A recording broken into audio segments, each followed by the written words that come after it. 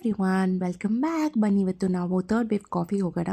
So ನಾನು ಈ simple ಆಗಿರೋ ಟೀ ಶರ್ಟ್ ಝೂಡಿಯೋಯಿಂದ ತಂದಿದ್ದೆ, ಅದನ್ನ ವೇರ್ ಮಾಡಿದ್ದೀನಿ. ಮತ್ತು just moisturiser, no foundation, nothing. But ಸ್ವಲ್ಪ ಬ್ಲಷ್ ಹಾಕ್ತಾಯಿದ್ದೀನಿ, ಸ್ವಲ್ಪನಾದರೂ ಚೆನ್ನಾಗಿ ಕಾಣಿಸ್ಬೇಕಲ್ವಾ, ಅದಕ್ಕೆ ಈ ಪ್ಲಮ್ ಕಲರ್ ಬ್ಲಷ್ ಹಾಕ್ತಾಯಿದ್ದೀನಿ.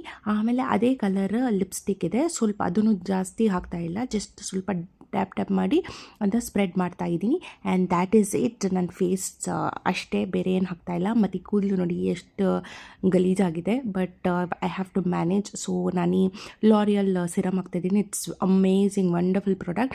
ಸೊ ಇದನ್ನ ಹಾಕಿಬಿಟ್ಟು ಚೆನ್ನಾಗಿ ಒಂದು ಜಸ್ಟ್ ಪೋನಿ ಟೈ ಮಾಡ್ತಾಯಿದ್ದೀನಿ.